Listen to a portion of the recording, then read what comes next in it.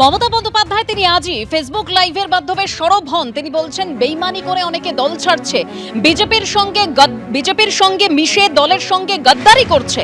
2 মাসে অপেক্ষা করতে পারলেন না। বিজেপির কথায় চলছে বেইমান গদ্দাররা। আক্রমণে মমতা বন্দ্যোপাধ্যায়।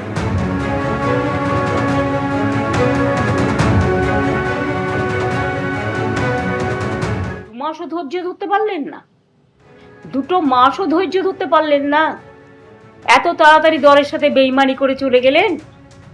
আর বেইমানি করারও তো একটা সীমা থাকা উচিত। পার্টির সাথে বেইমানি না করে, যে পার্টিটা আপনাদের কাছে জন্মদাত্রী মা, আপনারা তো সরাসরি বিজেপি করছেন। এখন বিজেপি করবেন আর তৃণমূল বলবেন, এটা তো হতে পারে না। কারণ তৃণমূল কংগ্রেসের আদর্শ বিজেপি বিরোধী। মনে রাখবেন, আমাদের একটা আদর্শ আছে, আমাদের একটা নীতি আছে। আপনারা যারা বেঈমানরা, গদ্দাররা, বিজেপির কাঁধে কাঁধ মিলিয়ে তাদের কথা মতো চলছেন, বিজেপি স্পন্সর যারা, তারা আমি বলবো, যদি সাহস থাকে, বুকের পাটা থাকে, যান গিয়ে বিজেপিতে গিয়ে জয়েন করুন, আমাদের কোনো আপত্তি নেই। তবুও বুঝবো আপনারা বিজেপিতে চলে গেছেন। বিজেপিতে থেকে দল ভাঙার চক্রান্ত, ভাবেন কি জানি মরে গেছি। আপনারা শুনলেন মমতা বন্দ্যোপাধ্যায় তিনি বলছেন বিজেপির সঙ্গে মিলে দলের সঙ্গে গদ্দারি করেছে।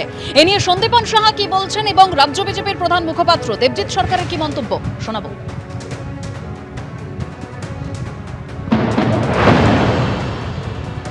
বেইমান করে কারা গেছে? তৃণমূল কংগ্রেসটাই তো আমরা, আসল তৃণমূল কংগ্রেস আমরা।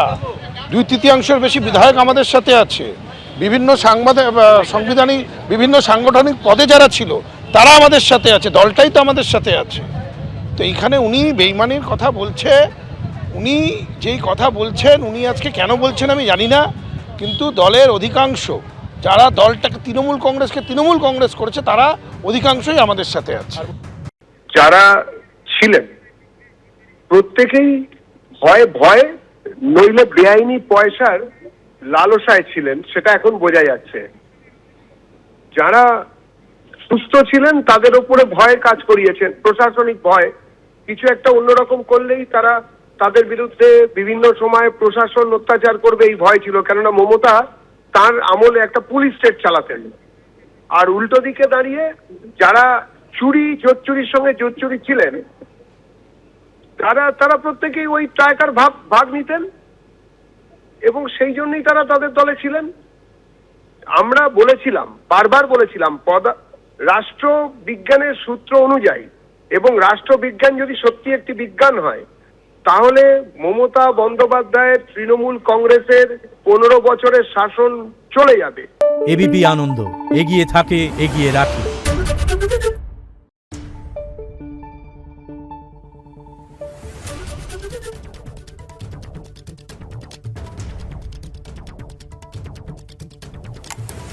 Thank you.